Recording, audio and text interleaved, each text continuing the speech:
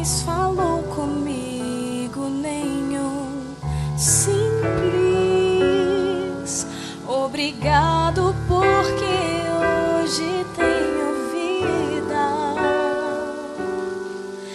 É verdade, eu sinto falta da sua voz.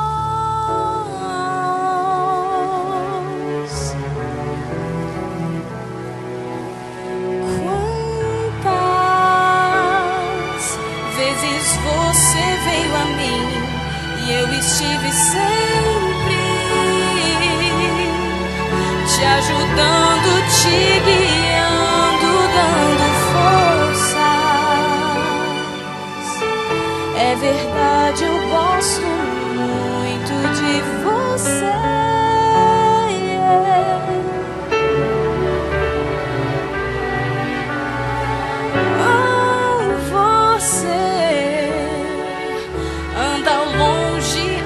Triste, tão sozinho. Na verdade, tu não passas de um menino perdido, querendo se encontrar.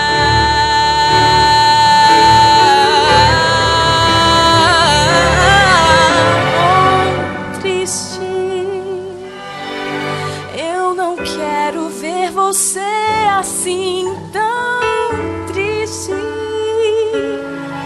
mas longe de mim você só vai ser triste. Só chamar que eu vou correndo te encontrar.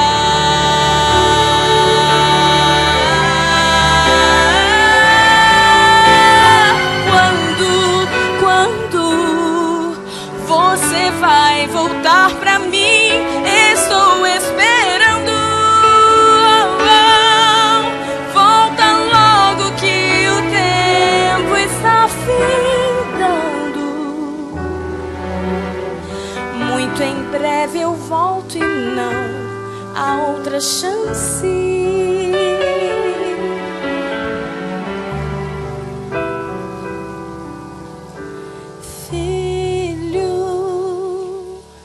Tanta coisa pra dizer, volta, filho.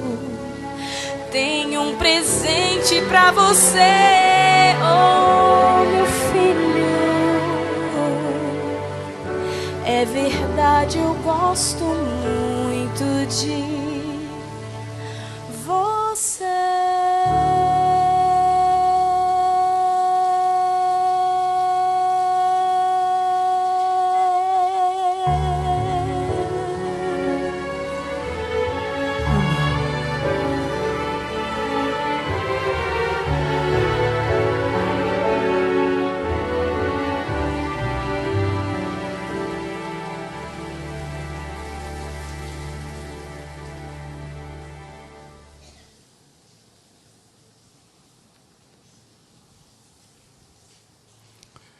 Cordial boa noite às pessoas que se reúnem na casa de Deus nesse dia maravilhoso, nesta noite.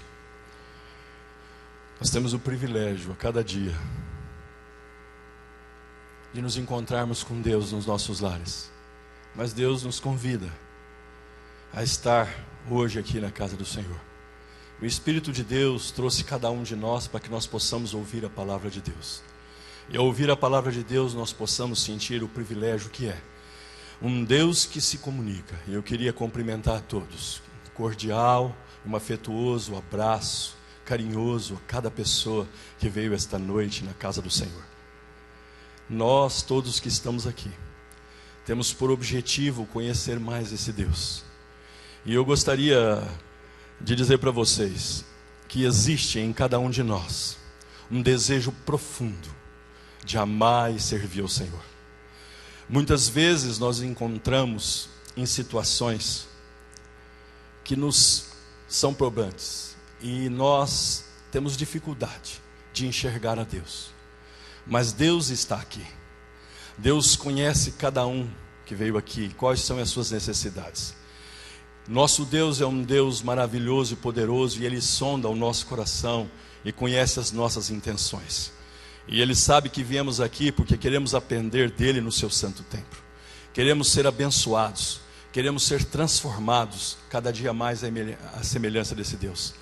Queremos nos preparar para a sua breve volta, porque esses dias que nós vivemos são dias difíceis e se aproxima a volta do nosso Senhor. E se eu e você, meus queridos irmãos, pudéssemos ficar um pouco em silêncio, apurarmos os nossos ouvidos e os nossos sentidos, nós veríamos no mundo aí afora e ouviríamos com certeza os passos de um Deus que se aproxima em breve. Amém por isso? E nós estamos no lugar certo para nos encontrar com esse Deus. E Ele faz um convite. Nós estamos hoje para estudar um livro do profeta Amós. Antes de qualquer coisa, eu queria ler algo para vocês. Gostaria que vocês abrissem as Sagradas Escrituras e nós pudéssemos aqui de uma forma muito simples e singela, enquanto vocês abrem a palavra do Senhor, eu gostaria de que, se vocês me permitissem, fizéssemos uma breve oração neste momento. Curvem as suas frontes, por favor. Querido Deus, Tu és um Deus grandioso, e o Teu povo, Senhor, é semelhante ao pó nesse universo. Mas nós temos certeza que nesse instante, ó Pai, assentado no Teu trono, os Teus olhos se colocam neste lugar. E nós queremos nesse instante, ao abrir as Tuas Sagradas Escrituras, suplicar, ó Pai, uma porção dobrada do Teu Espírito Santo, a iluminação necessária para que possamos aprender de Ti, e a cada dia mais nos tornarmos semelhante a Teu Filho Jesus. Abençoe cada pessoa que veio aqui esta noite. Senhor, visite o lar de cada pessoa que não pôde vir. Visite os enfermos da Tua igreja. Tome nos seus braços de amor e faça segundo a Sua vontade em relação aos pedidos que foram expostos. E aqueles que estão no coração de cada um, por favor, Senhor, faça segundo a Sua vontade. Nos dê a Tua paz. Obrigado por esta oportunidade. Que o sangue de Jesus, que ainda corre vivo aqui, possa nos limpar e nos purificar de toda iniquidade. Então, não havendo separação entre Ti e o Teu povo, nós Te rogamos as Tuas bênçãos e o fazemos no nome sagrado, no nome santo do Teu Filho Jesus. Amém. Eu queria então que vocês abrissem Amós, capítulo 5.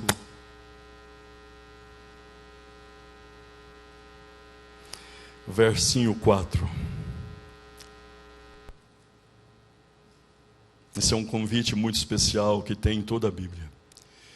O Senhor Deus, o Espírito de Deus fala a nós assim: pois assim diz o Senhor à casa de Israel: buscai-me e vivei.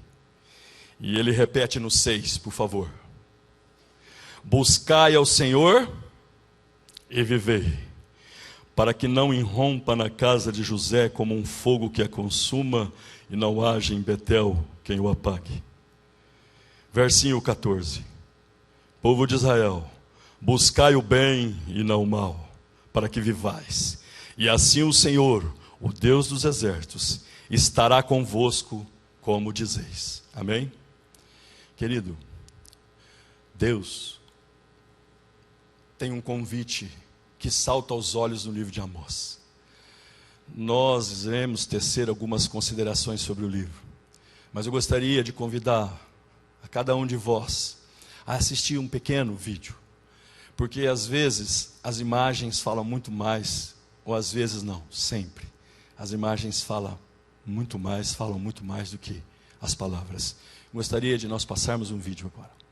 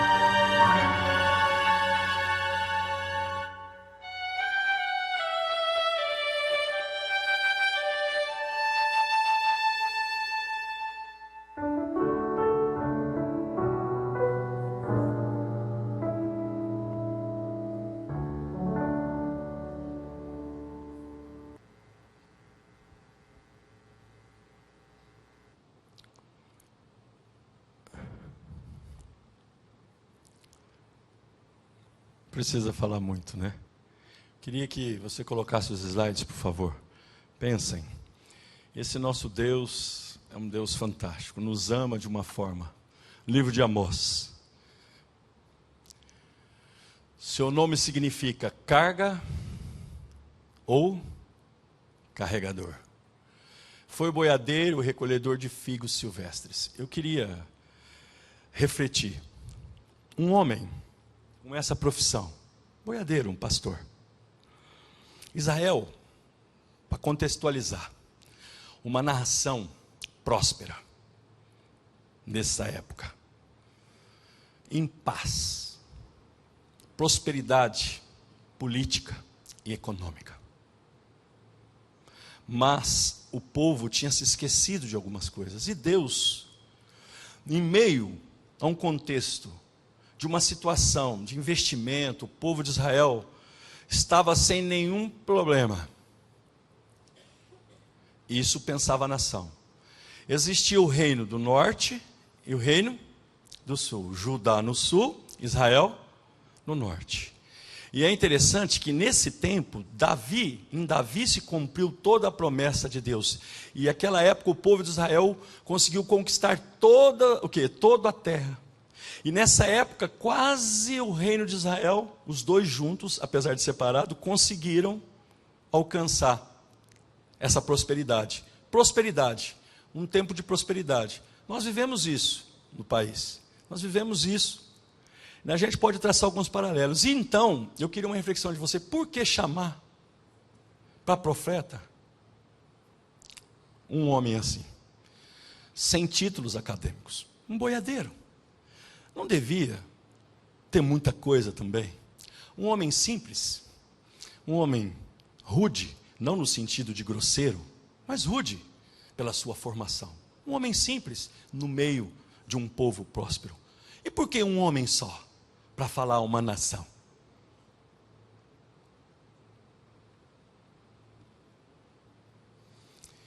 Cidade, ele é nascido em Tecoa, da tribo de Judá.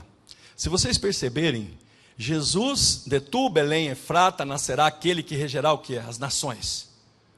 Não é assim? Miqueias 5:2. Jesus nasceu em Belém, Judá. 10 quilômetros, Tecoa ficava ao sul de Belém. Cidade simples, olha lá, a cidade como é. Só para que vocês tenham, olha, e ele também cultivava sicômoros, era um agricultor, era um nômade, né? Era um seminômade, porque ele tinha uma profissão e nem sempre fazia isso, tinha duas profissões, ocupava para o seu sustento pessoal. Por favor, é importante. O seu chamado, Oséias 7,15, ele foi chamado por quem? Por Deus, mas veja bem, ele era um expoente na sociedade que ele vivia, boiadeiro. Ele frequentava os palácios? Frequentava a sociedade? Não, ele era um homem simples. E na realidade esse homem surge de repente, Deus o chama, e ele era um homem leigo, como a maioria de nós hoje. E na realidade Deus chama o seu povo, e nós leigos também.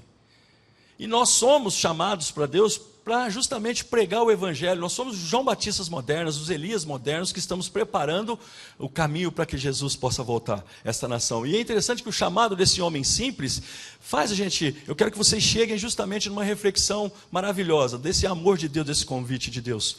Por quê? Porque em Amós 3,7, não precisa colocar, ele diz assim: o Senhor não fará coisa alguma sem antes revelar o quê? O seu segredo aos seus servos, os profetas. E Deus é um Deus que está hoje aqui nessa noite. E qual é o desejo de Deus na sua palavra e no nosso dia a dia? E na nossa devoção, e na realidade no relacionamento que nós desenvolvemos com Cristo. Deus deseja que realmente nós tenhamos esse relacionamento baseado justamente na sua palavra, mas que isso é justamente buscar o Senhor. Buscar o Senhor e você vai ter o quê? Vida. E vida eterna. E o povo de Israel tinha perdido um pouco o sentido disso no mundo e no contexto que ele vivia. E eu gostaria depois de refletir e trazer para a nossa realidade hoje aqui. E a intenção o quê? O que acontece? Como eu era um homem simples, de repente surge de nada um boiadeiro, vestido de boiadeiro, com aquela capa, com cajado, chega na cidade e começa a fazer, começa a profetizar. Sai de Judá, vai para Israel e chega e diz: olha, isso é isso. É interessante isso aí. E aí o que? Ele teve um chamado de Deus, mas o povo de Israel, através das autoridades, tentaram o quê? Silenciar. Interessante isso. Você cala, fica o quê? Quietinho, você é perturbador, você está perturbando a paz, e a situação que nós nos encontramos é maravilhosa, porque está tudo bem. O que você tem que vir aqui falar? Acho que você não é profeta de Deus, não. Vem trazer, o que você está dizendo? Na realidade, por favor.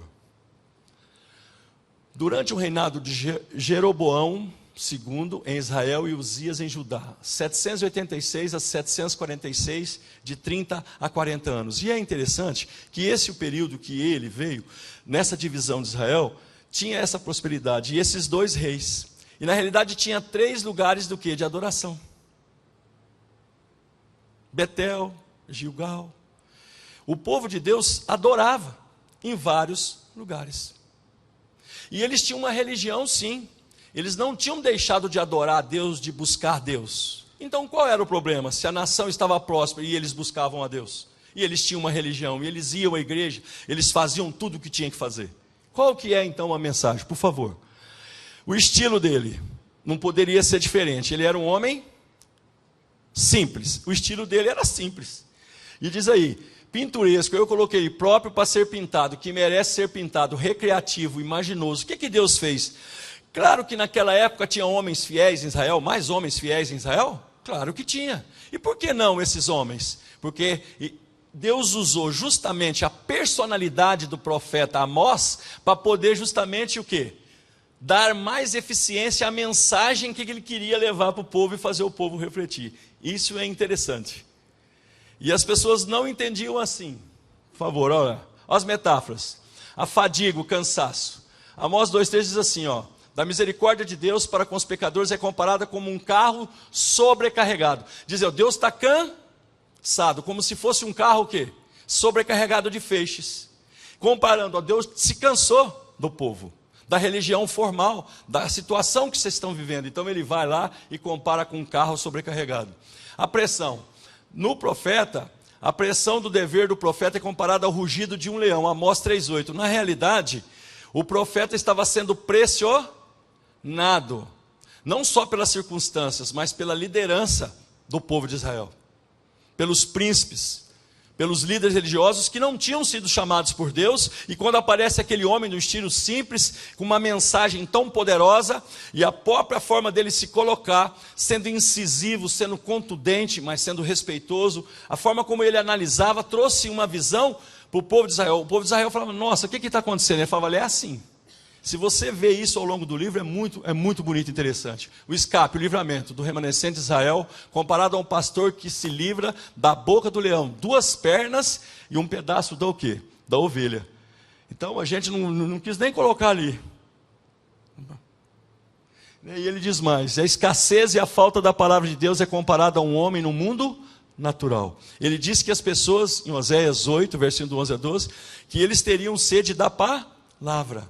E não mais o que encontraria. Por quê? Porque Deus tinha uma mensagem para eles. Qual é ela, profeta? Em muitos sentidos como Cristo. Em sua ocupação, um tipo e um antítipo. Olha ali.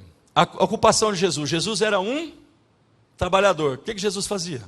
Era um carpinteiro. E Amós também. Em sua humildade, reconheceu a sua origem humilde. Jesus era de origem, o quê?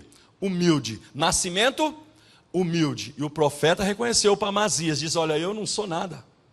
Quem sou eu? Ele reconhecia essa humildade. Seu método de ensino, por meio de ilustrações, ou parábolas, ele fazia ilustrações para que o povo tivesse em mente justamente o que ele queria colocar. E ao afirmar a sua inspiração divina, ele sempre diz, ocorre 40 vezes no livro a palavra, assim diz o Senhor, e não eu. Até porque ele não tinha intenção de ser profeta, era um homem leigo na igreja, não tinha posição, não tinha formação acadêmica, mas era um homem dedicado a Deus, era um homem consagrado a Deus, e Deus o escolheu para a mensagem importante para aquele tempo. E veja bem, na pressão do dever estava sobre ele. Olha aqui, ele foi acusado de traição. Você está traindo, você está falando coisas contra o rei, contra a nossa nação. então ele foi considerado um traidor. E pediu para se calar. Jesus também, ao denunciar o egoísmo de quem? Dos ricos, das pessoas privilegiadas. É claro que Deus não tem nada contra rico, a gente sabe disso e conta ser próspero. Todos nós sabemos disso. E qual era a questão então em Israel?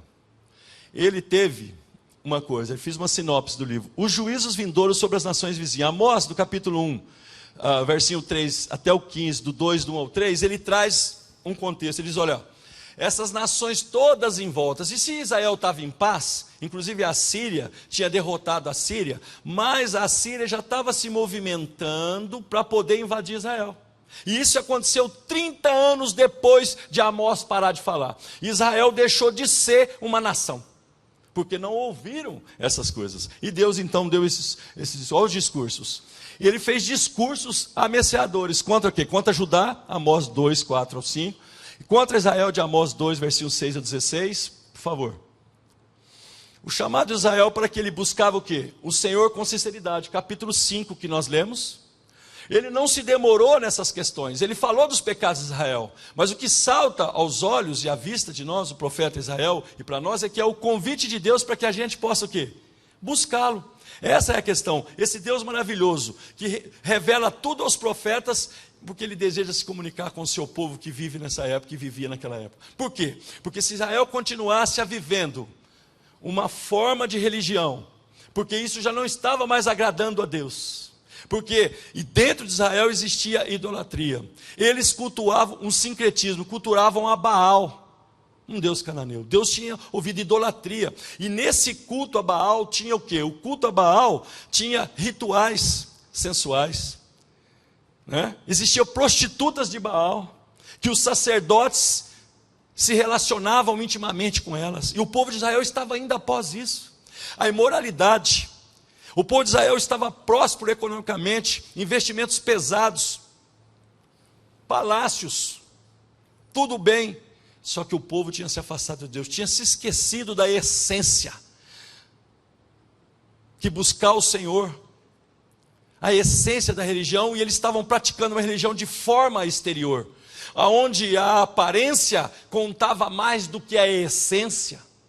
E Deus se importa naquilo, independente da sua prosperidade, da sua riqueza material. Deus não tem problema com isso. Não era essa a questão. É que eles serem abençoados por Deus, eles teriam que pensar: nós somos muito abençoados por Deus, como nós aqui, todos aqui somos abençoados por Deus, ou não? Amém?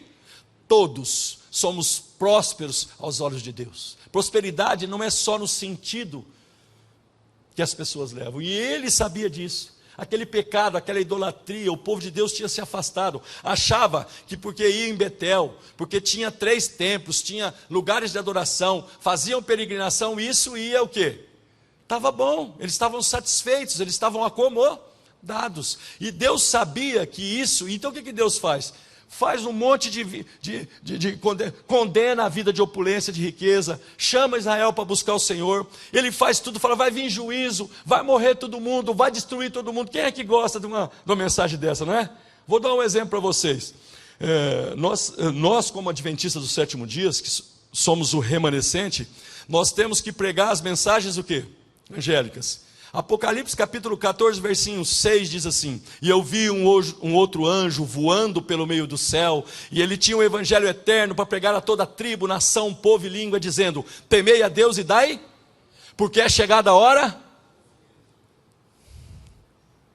Adorai aquele que fez o céu, a terra, o mar, as fontes d'água, tudo. Não é assim? Não é o chamado? Caiu, versículo 8, a grande Babilônia, que deu de beber do quê? Do vinho da sua prostituição. Não é assim? Então eu queria dizer uma coisa para vocês. Falando nisso, o convite de Deus diz assim: olha, isso não adianta. Então é simples. Vou fazer um convite para vocês, que é o que ele faz para nós. Se todos os juízos de Deus não pôde trazer ao coração do povo de Israel o arrependimento para ele se voltar para Deus, ele falou: eu tenho uma coisa simples. E eu queria dizer para vocês essa noite que essa é a mensagem. É muito simples. É simples demais. Deus pede para que nós voltemos o quê? O nosso coração e nossa mente para Jesus, para que nós possamos viver. Eu e você temos que refletir naquilo que tem nos afastado de alguma forma, de nos voltarmos completamente para Deus. É simples assim. Se o juízo não adianta, então existe um convite. A graça de Jesus se manifesta nesta igreja hoje, se manifesta em tudo que nós fizemos. Os pedidos estão aí. Deus se agrada de que vocês estejam aqui. É necessário que eu e você sinta no desejo, no coração profundo, de se voltar para Deus, porque Ele continua no mesmo lugar, na cruz do Calvário, de braços abertos, para que eu e você possa viver eternamente. Esse é o convite. Não se preocupem, queridos, este mundo vai passar, mas eu e você vai permanecer, porque nós buscamos ao Senhor todas as quartas. Nós temos um convite para vocês. Sábado pela manhã, o Senhor nos convida a estarmos aqui. Domingo, o Senhor nos convida. Dia 8, na próxima quarta, o Senhor nos convida. Convida que eu e você estejamos aos pés de Cristo para adorar, porque o Senhor está aqui. Amém?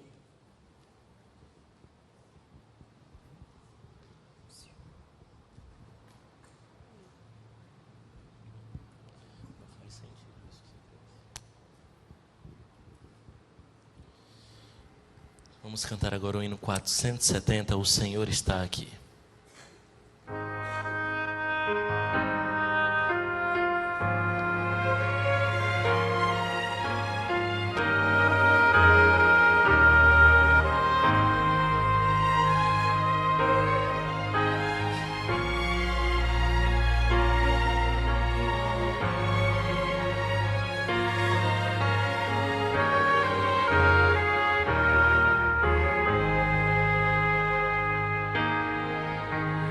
O Senhor está aqui.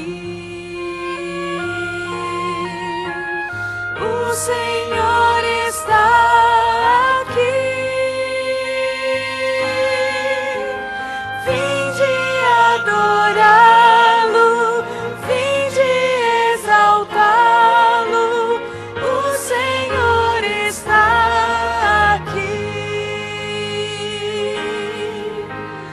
Vamos entoar louvores ao seu nome, vamos exaltar as suas maravilhas. Toda a terra e céu deem seu louvor. Vamos adorar o grande Criador. O Senhor está aqui. O Senhor está aqui. Vinde adorá-lo, vinde exaltá-lo. O Senhor está aqui. Nuvens e trovões proclamem sua glória, mundos e nações inclinem-se a Ele. Dele é o poder, dele é o louvor. Vamos adorar o grande Criador. O Senhor está aqui. O Senhor está aqui. Vinde adorá-lo, vinde exaltá-lo. O Senhor está aqui.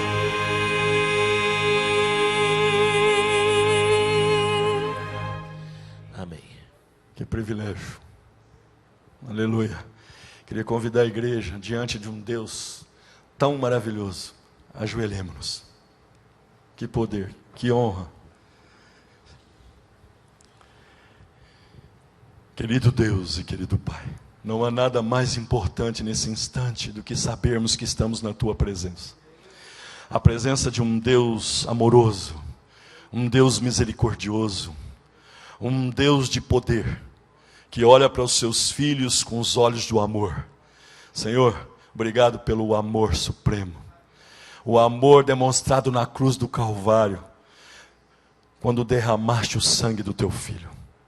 Nós estamos aqui porque aceitamos o teu convite de estarmos aqui na tua presença, de te buscar para nós vivermos eternamente ao teu lado. Senhor, por favor, nós queremos pedir neste instante a unção do teu Espírito, o batismo do teu Espírito Santo sobre o teu povo, porque é tempo de haver um preparo, um reavivamento, uma reforma entre o teu povo, para que nós possamos, Senhor, a cada dia olharmos para a essência da religião e não para a forma.